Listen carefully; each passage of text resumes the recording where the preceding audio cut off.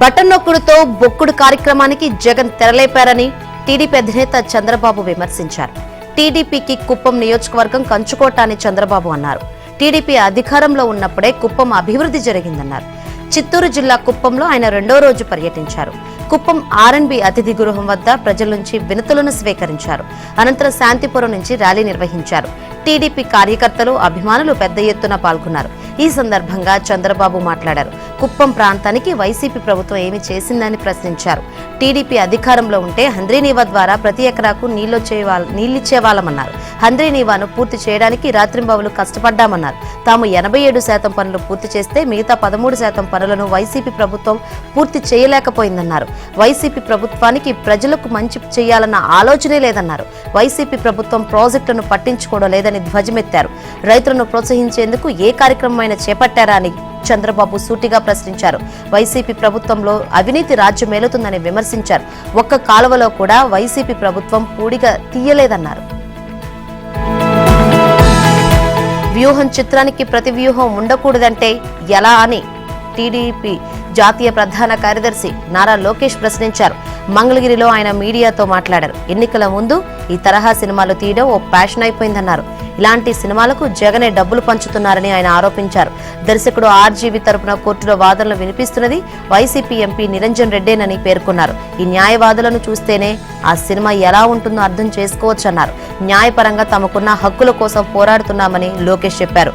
RGV నిజంగా cinema తీయాలంటే who killed బాబాయ్, కోడికత్తి, ప్యాలెస్ లో జరుగుతున్న అవినీతి మీద తీయొచ్చని సలహా ఇచ్చారు. చట్టాన్ని ఉల్లంఘించిన అధికారుల పేర్లు మాత్రమే రెడ్ బుక్ లో రాస్తున్నామని లోకేష్ తెలిపారు. తప్పు చేసిన వాళ్ల గురించి మాట్లాడితే తప్పేంటి అని ప్రశ్నించారు. అధికారులు తప్పు చేసినా మాట్లాడకూడదా అని లోకేష్ ప్రశ్నించారు. రెడ్ బుక్ లో ఎవరి పేర్లు ఉన్నాయో వాళ్ళకెలా తెలుసు అని నిలదీశారు. మేడిగడ్డ అవినీతి పుట్ట అని తెలంగాణ మంత్రులు పేర్కొన్నారు. బ్యారేజీని ముంచిన వారిపై న్యాయ విచారణ చేయిస్తామన్నారు. కాళేశ్వరం ప్రాజెక్టులో భాగంగా నిర్మించిన మేడిగడ్డ బ్యారేజ్ను 5 మంత్రుల బృందం పరిశీలించింది. తెలంగాణ మంత్రులు ఉత్తమ్ కుమార్ రెడ్డి, శ్రీధర్ బాబు, పొన్నం ప్రభాకర్, పొంగులేటి శ్రీనివాసరెడ్డి, కోమటిరెడ్డి బ్యారేజ్ వద్దకు చేరుకున్నారు. ఆనకట్టను పరిశీలించారు. మంత్రులతో పాటు ఎమ్మెల్సీ జీవన్ రెడ్డి, ఎమ్మెల్యే వివేక్ కూడా ఉన్నారు. అనంతరం కాళేశ్వరం ప్రాజెక్టుపై మంత్రులకు నీటిపారుదల శాఖ అధికారులు పవర్ పాయింట్ ప్రజెంటేషన్ ఇచ్చారు. అంతకుముందు మంత్రి ఉత్తమ్ ప్రసంగిస్తూ మేడిగడ్డ కుంగడం బాధాకరమని పేర్కొన్నారు. కాళేశ్వరం ప్రారంభించినప్పటి నుంచి అనుమానాలు ఉన్నాయన్నారు. మేడిగడ్డ కుంగినప్పటి నుంచి ఇప్పటి వరకు కేసీఆర్ స్పందించలేదన్నారు. దీనిపై న్యాయ విచారణ జరుపుతామని శాసనసభలోనే ప్రకటించామని ఉత్తమ్ తెలిపారు. కాళేశ్వరం కంటే ప్రాణహిత్య ఉత్తమమైనదని పేర్కొన్నారు. ప్రాజెక్టు వ్యయాన్ని 80,000 కోట్ల నుంచి 1,50,000 కోట్లకు పెంచడం వెనుక గల ఆంతర్యం ఏమిటి అని ఆయన ప్రశ్నించారు. మేడిగడ్డ కుంగడమే కాదు, అన్నారం బ్యారేజ్ కూడా డ్యామేజ్ అయిందన్నారు. ఇక సుందిలను పరిశీలించాల్సి ఉందన్నారు. కాళేశ్వరం ప్రాజెక్టును సంబంధించి మేమేం చెబుతూ వచ్చిన విషయాలు నిజమయ్యాయని ఉత్తమ్ పేర్కొన్నారు. ఆనకట్టలు ప్రస్తుతానికి ఖాళీగా ఉన్నాయన్నారు. రాష్ట్ర వ్యాప్తంగా బీసీలు ఎదుర్కొంటున్న సమస్యలను తెలుసుకునేందుకు జనవరి 4 నుంచి జైహో బీసీ కార్యక్రమాన్ని ప్రారంభిస్తున్నట్లు టీడీపీ జాతీయ ప్రధాన కార్యదర్శి లోకేష్ తెలిపారు. టీడీపీ కేంద్ర కార్యాలయంలో రాష్ట్ర అధ్యక్షుడు అచ్చెన్నాయుడు, మాజీ మంత్రులు కొల్లు రవీంద్ర, పితాని సత్యనారాయణ, బీసీ రాష్ట్ర నేత గురుమూర్తితో కలిసి ఆయన జైహో బీసీ కార్యక్రమ పోస్టర్ను ఆవిష్కరించారు. అనంతరం లోకేష్ మీడియాతో మాట్లాడారు. జైహో కార్యక్రమ నిర్వహణపై చంద్రబాబు నేతృత్వంలో వర్క్షాప్ ఏర్పాటు చేస్తామన్నారు. జనవరి 4 నుంచి పార్లమెంట్, అసెంబ్లీ నియోజకవర్గాలు, మండల స్థాయిలో సమావేశాలు నిర్వహిస్తామన్నారు. తర్వాత రాష్ట్ర స్థాయిలో భారీ సభ ఏర్పాటు చేస్తామన్నారు. భారీ సభలోనే బీసీలకు మేనిఫెస్టో విడుదల చేయాలని నిర్ణయించామని వివరించారు. యువగలం పాదయాత్రలో బీసీలు పడుతున్న ఇబ్బందులు ప్రత్యక్షంగా తెలుసుకున్నానని లోకేష్ తెలిపారు. తాను తిరగని మండలాల్లో కూడా జైహో బీసీ ద్వారా సమస్యలు తెలుసుకోవాలని పార్టీ నిర్ణయం తీసుకుందన్నారు. బీసీలకు టీడీపీ పుట్టిల్లని పేర్కొన్నారు. 1982లోనే ఎన్టీఆర్ బీసీలకు సీట్లతో పాటు పలు మంత్రి పదవులు ఇచ్చి సత్కరించారని గుర్తు చేశారు. అప్పట్లో బీసీలకు స్థానిక సంస్థల్లో 24% రిజర్వేషన్లు కల్పిస్తే చంద్రబాబు 34% పెంచారని గుర్తు చేశారు. జగన్ ప్రభుత్వం బీసీ రిజర్వేషన్లను 10% తగ్గించి అన్యాయం చేసిందన్నారు. టీడీపీ హయాంలో బీసీల కోసం 36,000 కోట్లు ఖర్చు చేశామన్నారు. బీసీ కార్పొరేషన్ ద్వారా 3,000 కోట్లు, ఆదరణ ద్వారా 1,000 కోట్ల వ్యయం చేశామన్నారు. సీఎం జగన్ పై ఏపీ రాష్ట్ర అధ్యక్షురాలు దగ్గుబాటి పురంధేశ్వరి ఆగ్రహం వ్యక్తం చేశారు. ప్రజా సమస్యలపై మాట్లాడే వారిని సీఎం జగన్ అణిచివేతకు గురి చేస్తున్నారని ఆరోపించారు. పరదాల చాటున తిరిగే ఈ సీఎం మనకు అవసరమా అని ఆమె ప్రశ్నించారు. జనసేనకు తమకు మధ్య పొత్తు కొనసాగుతుందని ఆమె స్పష్టం చేశారు. టీడీపీతో పొత్తు విషయం తమ నాయకత్వం చూసుకుంటుందన్నారు. నాణ్యత లేని మద్యం, ఇసుక అక్రమాలపై బీజేపీ పోరాటం కొనసాగిస్తుందన్నారు. టీటీడీ నిధులు ధార్మిక కార్యక్రమాలకే ఉపయోగించాలి తప్ప అక్కడ స్థానిక కార్పొరేషన్లకు ఉపయోగించకూడదన్నారు. రాష్ట్ర అభివృద్ధిలో సింహభాగం కేంద్ర ప్రభుత్వం విడుదల చేసిన నిధులతోనే జరుగుతుందన్నారు.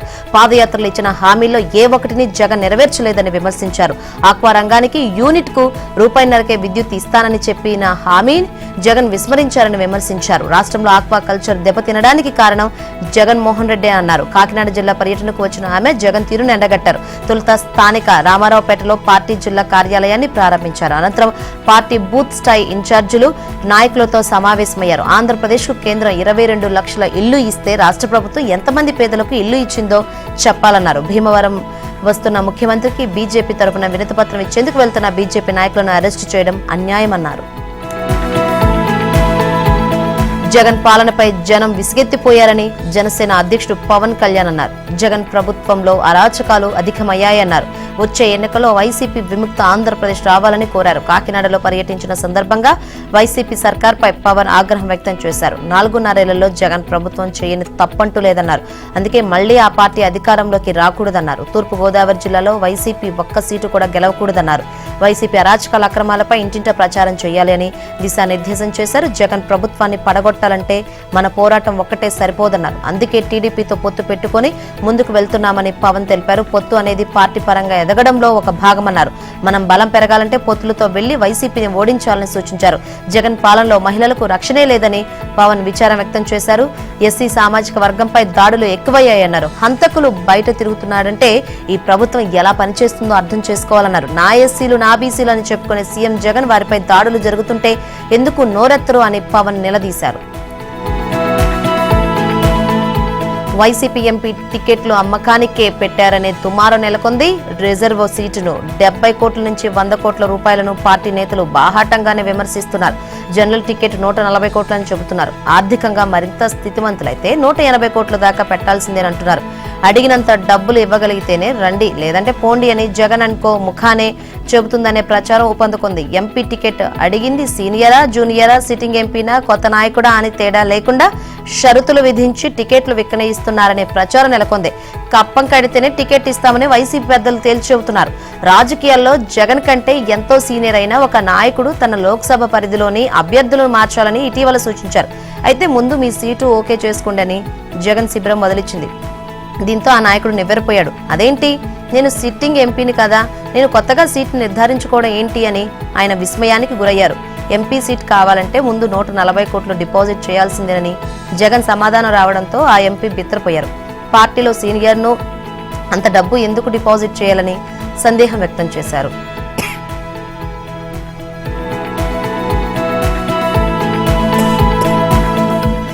హామీల అమలులో సీఎం జగన్ విఫలమయ్యారని టీడీపీ నేత మాజీ మంత్రి కాల్వ శ్రీనివాసులు ధ్వజమెత్తారు.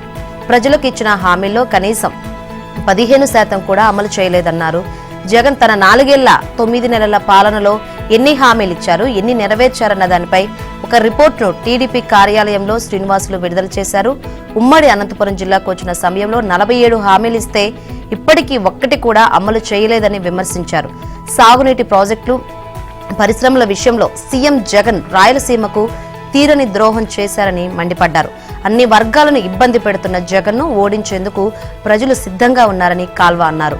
3 నెలల్లో ప్రజలకు మెచ్చే ప్రభుత్వం, వారిచ్చిన ప్రతి హామీ నెరవేర్చే టీడీపీ జనసేన కూటమి ప్రభుత్వం అధికారంలోకి వస్తుందని ఆశాభావాన్ని వ్యక్తం చేశారు. వైసీపీ సర్కార్పై అంగన్వాడీలు భగ్గుమన్నారు. జగన్కు ఓటేసి తప్పు చేశామన్నారు. మంచి పాలన తెస్తాడని భావిస్తే తమనే ముంచేశాడని ఆవేదన వ్యక్తం చేశారు. అంగన్వాడీలు చేపట్టిన సమ్మె 18వ రోజు దాటినా వైసీపీ ప్రభుత్వం స్పందించడం లేదన్నారు. తమ సమస్యల పరిష్కారం కోసం చొరవ చూపడం లేదన్నారు. నంద్యాలలో ఎంపీ పోచా బ్రహ్మానందరెడ్డి ఇంటిని అంగన్వాడీలు ముట్టడించారు. ఆయన ఇంట్లో లేకపోవడంతో ఇంటి గేటుకు వినతిపత్రాన్ని అంటించారు. అనంతరం ర్యాలీగా వెళ్లి వైఎస్ఆర్ విగ్రహం ఎదుట నిరసన తెలిపారు. మానవహారంగా ఏర్పడి ప్రభుత్వానికి వ్యతిరేకంగా నినాదాలు చేశారు. గుడ్డి ప్రభుత్వానికి తమ సమస్యలు కనిపించలేదన్నారు. అనంతపురంలో కలెక్టరేట్ వద్ద ప్రభుత్వ తీరును అంగన్వాడీలు ఎండగట్టారు. మెడకు ఉరితాళ్లు బిగించుకుని నిరసన తెలిపారు. ఉరవకొండలో అంగన్వాడీల సమ్మెకు పీఏసీ చైర్మన్, స్థానిక ఎమ్మెల్యే పయ్యావుల కేశవ్ మద్దతు ప్రకటించారు. సింగనమలలో గాడిదకు వినతిపత్రం ఇచ్చారు. శ్రీ సత్యసాయి జిల్లా ధర్మవరం తహసీల్దార్ కార్యాలయం వద్ద కళ్లకు గంతలు కట్టుకుని నిరసన తెలిపారు. నెల్లూరు కలెక్టరేట్ వద్ద అంగన్వాడీలు బైఠాయించి నినాదాలతో హోరెత్తించారు. వైఎంసీ నుంచి కలెక్టరేట్ వరకు భారీ ప్రదర్శన నిర్వహించారు.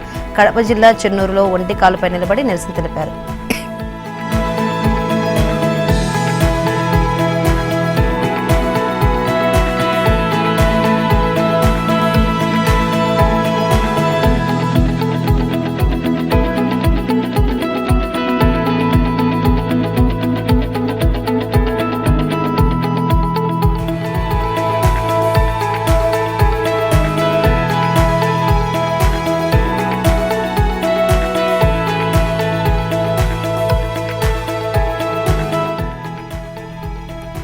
మున్సిపల్ కార్మికుల ఉద్యమం తారాస్థాయికి చేరుతోంది. తమ సమస్యలపై జగన్ ప్రభుత్వం చలించడం లేదని పారిశుద్ధ్య కార్మికులు ఆగ్రహం చెందారు.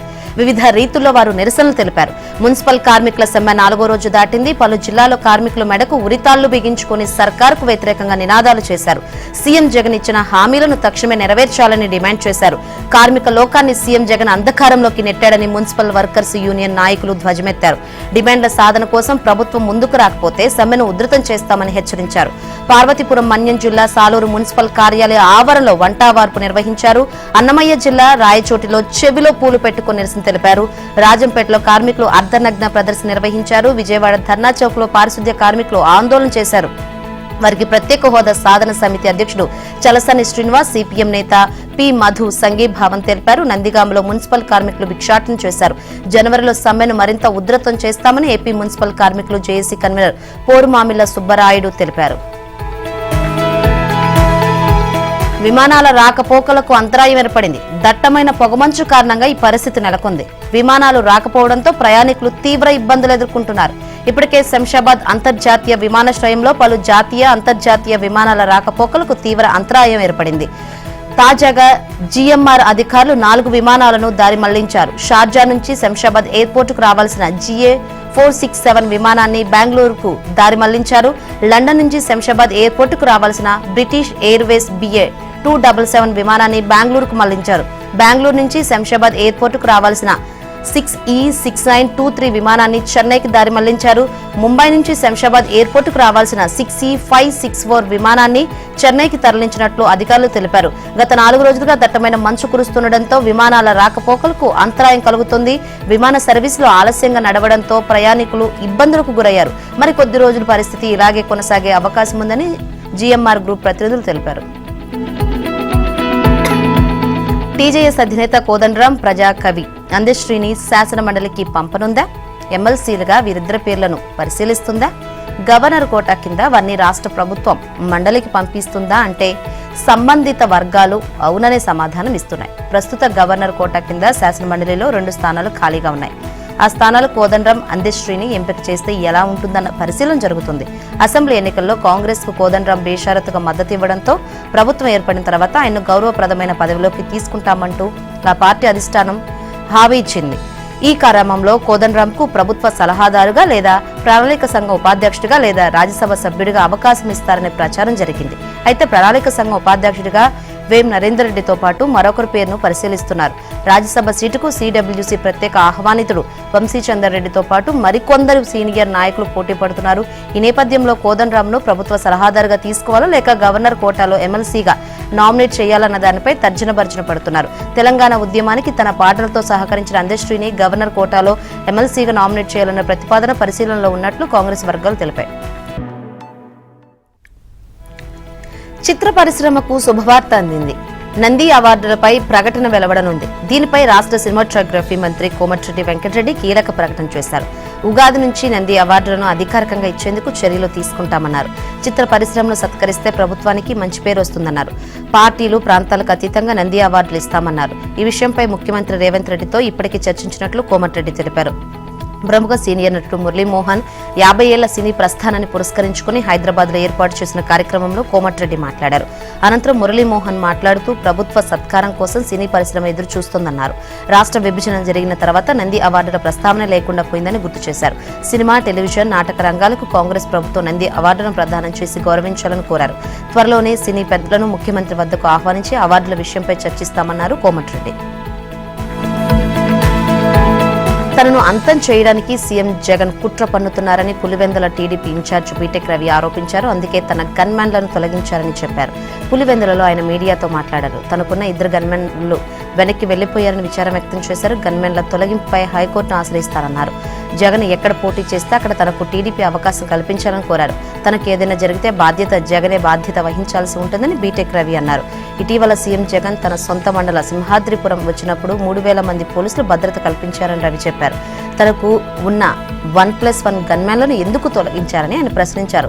తనను అంతమొందించేందుకు కుట్ర పన్నారని ఆరోపించారు. దీనిలో భాగంగానే గన్మెన్లను తొలగించారని ఆరోపించారు. వైఎస్ షర్మిలకు గన్మెన్లను తొలగించారని విమర్శించారు. ఎన్నికల సమయంలో పోటీలో ఉన్న అభ్యర్థులందరికీ గన్మెన్లు ఇస్తారని చెప్పారు.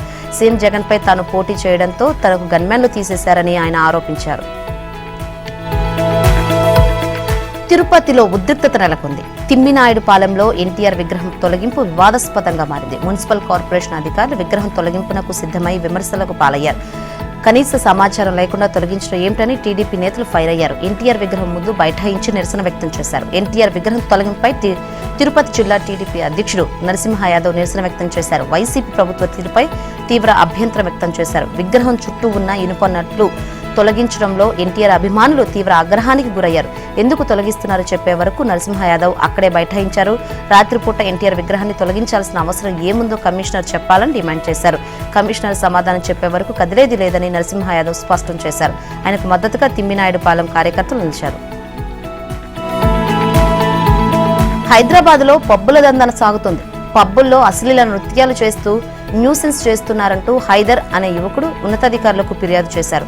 హైదరాబాద్ లోని 3 పబ్బులలో న్యూసెన్స్ తో పాటు నిబంధనలు ఉల్లంఘించారంటూ వీడియోల ఆధారాలతో పాటు DCP, traffic CP, excise commissioner కు యువకుడు ఫిర్యాదు చేశాడు. సమయం దాటిన తర్వాత కూడా రోడ్డుపై వాహనాలు ఆపి అమ్మాయిలతో అసభ్యకరంగా ప్రవర్తిస్తున్నారని వాపోయాడు. Style rock club, sky lounge, riot pub, top పబ్లపై ఫిర్యాదు చేశారు. డ్రగ్స్, సైబర్ నేరాలపై ఉక్కుపాదం గత ఏడాదితో పోల్చితే తెలంగాణ రాష్ట్రంలో 8.97% నేరాలు పెరిగాయి. తెలంగాణ రాష్ట్ర వార్షిక నేర నివేదికను డీజీపీ రవిగుప్తా విడుదల చేశారు. రాష్ట్రంలో రోడ్డు ప్రమాదాలు 1% తగ్గాయని వివరించారు. కోర్టు శిక్షలు 41% పెరిగాయని పేర్కొన్నారు. 175 మంది నేరగాళ్లపై పీడీ చట్టం ప్రయోగించినట్లు వెల్లడించారు. వార్షిక నేర నివేదికలు విడుదల సందర్భంగా డీజీపీ రవిగుప్తా మాట్లాడారు. డ్రగ్స్, సైబర్ నేరాలపై ఉక్కుపాదం మోపుతామన్నారు. వాటి నియంత్రణకు ఇటీవల ఏడీజీ స్థాయి అధికారిని నియమించిందని చెప్పారు. డ్రగ్స్ రవాణా, అమ్మకాలతో ఎవరికైనా సంబంధం ఉన్నట్లు తెలిస్తే పీడీ యాక్టు నమోదు చేస్తామని హెచ్చరించారు. ప్రస్తుతం డ్రగ్స్ కేసుల్లో శిక్షల శాతం 20 వరకు ఉన్నాయన్నారు. రాష్ట్రంలో మహిళా భద్రతకు అధిక ప్రాధాన్యం ఇస్తున్నామని డీజీపీ తెలిపారు. కొత్తగా 14 జిల్లాల్లో భరోసా కేంద్రాలు విస్తరించామన్నారు. షీ టీమ్స్ కు 10,766 ఫిర్యాదులు అందాయని 850 ఎఫ్ఐఆర్లు నమోదు చేశామన్నారు. మహిళలపై నేరాలకు సంబంధించి గత ఏడాది 18,075 కేసులు నమోదు కాగా ఈసారి 19,013కు పెరిగిందని, గత ఏడాదితో పోలిస్తే ఇది 5.19 మేర అధికమని తెలిపారు. సైబర్ నేరాలపై 90,000 ఫిర్యాదులు అందాయని ఆయన వివరించారు. అమీర్పేట్ మెట్రో స్టేషన్ లో గోల్డ్ ఏటీఎం ను ప్రారంభించారు. గోల్డ్ సిక్కా కంపెనీ ఏర్పాటు చేసిన ఈ ఏటీఎం నుంచి బంగారం, వెండి నాణ్యాలను విత్డ్రా చేసుకోవచ్చు. 0.5 గ్రాముల నుంచి 20 గ్రాముల వరకు బంగారు సిక్కలను, 0.5 గ్రాముల నుంచి 10 గ్రాముల దాకా వెండి సిక్కలను కొనుగోలు చేసుకోవచ్చు. ఏటీఎంలో నిర్దేశిత లావాదేవీలు పూర్తవగానే ఎంచుకున్న కాయిన్స్ బయటకు వస్తాయి. కొనుగోలుకు డెబిట్, క్రెడిట్ కార్డులతో పాటు యూపీఐ చెల్లింపులను అనుమతిస్తారు. బహిరంగ మార్కెట్లో ఉన్న ధరలను తీసుకుంటారు. ఆ ధరలు ఏటీఎం మానిటర్ పైన ఎప్పటికప్పుడు డిస్ప్లే అవుతూ ఉంటాయి. త్వరలో తాము దేశ విదేశాల్లో 2,000 నుంచి 3,000 దాకా గోల్డ్ ఏటీఎంలను ఏర్పాటు చేయనున్నట్లు gold Sikka company CEO Tarun తెలిపారు. వైజాగ్ లో గోల్డ్ ఏటీఎం కోసం ఓ సంస్థతో ఒప్పందం జరిగిందని తెలిపారు. సమగ్ర శిక్ష ఉద్యోగుల భిక్షాటన. పార్వతీపురంలో సమగ్ర శిక్ష అభియాన్ ఉద్యోగులు ఆందోళన చేశారు. పట్టణ ప్రధాన రహదారితో పాటు షాపుల వద్దకు వెళ్లి భిక్షాటన చేస్తూ నిరసన తెలిపారు. తమకు ప్రభుత్వం ప్రతి నెల రెగ్యులర్ గా జీతాలు చెల్లించడం లేదని మండిపడ్డారు. ఉద్యోగ భద్రత కల్పించడం లేదన్నారు. సమస్యలు పరిష్కరించడంలో నిర్లక్ష్యంగా వ్యవహరిస్తుందని ప్రజలకు వివరించారు. రాజమహేంద్రవరంలోని విద్యాశాఖ అధికారి కార్యాలయం ఎదుట సమగ్ర శిక్ష ఉద్యోగులు చేపట్టిన సమ్మె 10వ రోజు దాటింది. కుప్పం పర్యటనలో ఉన్న మాజీ సీఎం చంద్రబాబును సర్వశిక్ష అభియాన్ ఉద్యోగులు కలిశారు. తమ సమస్య పరిష్కారానికి కృషి చేయాలని కోరుతూ ఉద్యోగులు వినతి పత్రం సమర్పించారు. దీనిపై సానుకూలంగా స్పందించారు. టీడీపీ అధినేత చంద్రబాబు తాము అధికారంలోకి వచ్చిన వెంటనే న్యాయం చేస్తామని హామీ ఇచ్చారు. వివిధ శాఖల్లో పనిచేస్తున్న కాంట్రాక్ట్ అవుట్సోర్సింగ్ ఉద్యోగులకు న్యాయం చేస్తామని జగన్ పాదయాత్ర సందర్భంగా హామీ ఇచ్చారన్నారు. అధికారంలోకి వస్తే మాట తప్పారని వారు ఆవేదన వ్యక్తం చేశారు. దీంతో తమ డిమాండ్లను నెరవేర్చాలంటూ కలెక్టరేట్ వద్ద ఆందోళనకు దిగారు. ప్రకాశం జిల్లాలో వైసీపీ అభ్యర్థుల ఎంపిక ప్రక్రియలో ప్రతిష్టంభన కొనసాగుతుంది. ఒంగోలు అసెంబ్లీ స్థానానికి మాజీ మంత్రి బాలినేని శ్రీనివాసరెడ్డి అభ్యర్థిత్వం ఖరారైనట్లు తొలుత వార్తలు వచ్చాయి. అయితే సీఎం జగన్మోహన్ రెడ్డి దానిపై ఎటూ తేల్చలేదని తెలిసింది. విజయవాడలో 2 రోజుల పాటు మకాం వేసిన బాలినేని తర్వాత హైదరాబాద్ వెళ్లిపోయారు. మాజీ మంత్రి సిద్ధా రాఘవరావు, రెడ్డి కార్పొరేషన్ చైర్మన్ సత్యనారాయణ రెడ్డికి నిరాశ ఎదురైంది. టికెట్ల కోసం జిల్లా వైసీపీ నేతలు గట్టిగా పట్టుబడుతుండటంతో జగన్ ఎంపిక చేసిన అభ్యర్థులు వారి పేర్లు లేకపోవడంతో సీట్ల ఖరారులో ప్రతిష్టంభన నెలకొన్నట్లు వైసీపీ వర్గాలు చెబుతున్నాయి. పశ్చిమ ప్రకాశంలోని కొన్ని నియోజకవర్గాల ఇన్ఛార్జి నియామకంపై ముందడుగు పడడం లేదు. ముందుగా విజయసాయిరెడ్డి, ఐపాక్ ప్రతినిధులు సమావేశమయ్యారు. తర్వాత సాయిరెడ్డి, బాలినేని సమావేశమయ్యారు. బాలినేని సిఫార్సులకు అనుగుణంగా మరో జాబితా తయారు చేశారు. జిల్లా అభ్యర్థుల అంశాన్ని ఫైనల్ చేయడానికి జగన్ కసరత్తు చేస్తున్నట్లు సమాచారం. తెలంగాణ బీజేపీ శాసనసభాపక్ష నేత ఎంపికపై సస్పెన్స్ కొనసాగుతుంది. అమిత్ షా వచ్చి వెళ్లిపోయిన ఫ్లోర్ లీడర్ ఎంపిక ఇంకా జరగలేదు. కమల్నాథులు ఎవరిని ఎంపిక చేయాలో తేల్చుకోలేకపోతున్నారు. తెలంగాణ అసెంబ్లీ ఎన్నికల్లో బీజేపీ 8 మంది ఎమ్మెల్యేలను గెలుచుకుంది. కాంగ్రెస్, బీఆర్ఎస్ పార్టీ తర్వాత బీజేపీ 3వ పెద్ద పార్టీగా నిలిచింది. ఇప్పటికే అన్ని పార్టీలు శాసనసభలో ఫ్లోర్ లీడర్లను ఎన్నుకున్నాయి. కొత్త ఎమ్మెల్యేలు గెలిచి నెల రోజులు గడిచినప్పటికీ ఇప్పటిదాకా బీజేపీ ఫ్లోర్ లీడర్ను నియమించలేదు. ఈ విషయంలో బీజేపీ నాయకత్వం వ్యూహాత్మకంగా వ్యవహరిస్తుందా లేక కావాలనే కాలయాపన చేస్తుందా అన్న చర్చ నెలకొంది. బీఆర్ఎస్ పక్ష నేతగా మాజీ సీఎం కేసీఆర్ ఉన్నారు. ఎంఐఎం నుంచి సీనియర్ ఎమ్మెల్యే అక్బరుద్దీన్ ఓవైసీని ఎన్నుకున్నారు. సిపిఐ నుంచి కోనంనేని సాంబశివరావు ఏకైక ఎమ్మెల్యేగా ఉన్నారు. 8 మంది ఎమ్మెల్యేలు ఉన్న బీజేపీ మాత్రం ఇప్పటివరకు ఫ్లోర్ లీడర్ను నియమించకపోవడం హాట్ టాపిక్ గా మారింది. కొత్త ప్రభుత్వం ఆధ్వర్యంలో మొదటి అసెంబ్లీ సమావేశాలు 6 రోజుల పాటు జరిగాయి. ఈ సమావేశాల్లో శాసనసభ పక్షాలైతే లేకుండానే బీజేపీ ఎమ్మెల్యేలు అసెంబ్లీకి హాజరయ్యారు. తెలంగాణకు కొత్త బస్సులు వస్తున్నాయి. ప్రయాణికులకు మెరుగైన సేవలు అందించేందుకు తెలంగాణ రాష్ట్ర రోడ్డు రవాణా సంస్థ చర్యలు చేపడుతుంది. అందులో భాగంగానే కొత్త బస్సులు కొనుగోలు చేస్తున్నట్లు ఆర్టీసీ ఎండీ సజ్జనార్ తెలిపారు. 400 కోట్లతో 1050 కొత్త డీజిల్ బస్సులను కొనుగోలు చేయాలని నిర్ణయించామన్నారు. వాటిలో 400 ఎక్స్ప్రెస్, 512 పల్లె వెలుగు, 92 లహరీ స్లీపర్ కమ్ సీటర్, 56 ఏసీ రాజధాని బస్సులు ఉన్నాయని వివరించారు. వీటికి తోడు హైదరాబాద్ నగరంలో 540, తెలంగాణలోని ఇతర ప్రాంతాల్లో 500 ఎలక్ట్రిక్ బస్సులను అందుబాటులోకి తీసుకొచ్చేందుకు ఏర్పాట్లు చేస్తున్నట్లు తెలిపారు. విడతల వారీగా వాటిని తీసుకొస్తామన్నారు. 2024 మార్చి నాటికి ప్రయాణికులకు వాటిని అందుబాటులోకి తీసుకొచ్చేలా ప్రణాళిక రూపొందించినట్లు సజ్జనార్ వెల్లడించారు. మహిళలకు ఉచిత బస్సు ప్రయాణ సౌకర్యం స్కీమ్లో భాగంగా రద్దీ పెరగడంతో కొత్త బస్సులను వినియోగించుకోనున్నట్లు పేర్కొన్నారు. అత్యాధునిక హంగులతో కూడిన 80 కొత్త బస్సులు నేటి నుంచి వినియోగంలోకి వస్తాయి. వాటిలో 30 ఎక్స్ప్రెస్, 30 రాజధాని ఏసీ, 20 లహరీ స్లీపర్ కమ్ సీటర్ బస్సులు ఉన్నాయని ఎండీ తెలిపారు. ఈ కొత్త బస్సులను హైదరాబాద్ ఎన్టీఆర్ మార్గ్లోని అంబేద్కర్ విగ్రహం వద్ద నేడు ప్రారంభిస్తామన్నారు. తెలంగాణ రవాణా శాఖ మంత్రి పొన్నం ప్రభాకర్ ముఖ్య అతిథిగా హాజరై కొత్త బస్సులను ప్రారంభిస్తారు అని సజ్జనార్ తెలిపారు.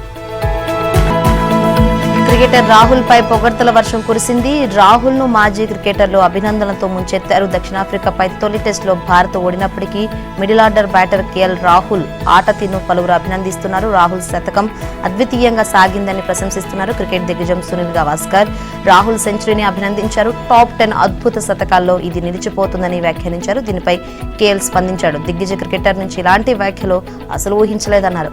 ఆయన ప్రశంసల ఆశ్చర్యానికి గురిచేశాయన్నారు. సునీల్ గవాస్కర్ ప్రశంసలు ఎప్పటికీ గుర్తుండిపోతాయని పేర్కొన్నారు. ఈ సందర్భంగా సునీల్ గవాస్కర్ కు రాహుల్ ధన్యవాదాలు తెలిపారు. ఈ సందర్భంగా ఆట తీరును రాహుల్ వివరించారు. ఇలాంటి ఫలితం మమ్మల్ని తీవ్ర నిరాశకు గురి చేసిందన్నారు.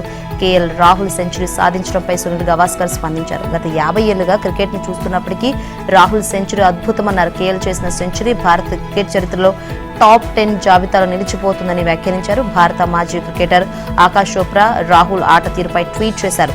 6వ స్థానంలో బ్యాటింగ్ కు దిగి సెంచరీ సాధించడం అంటే చిన్న విషయం కాదన్నారు.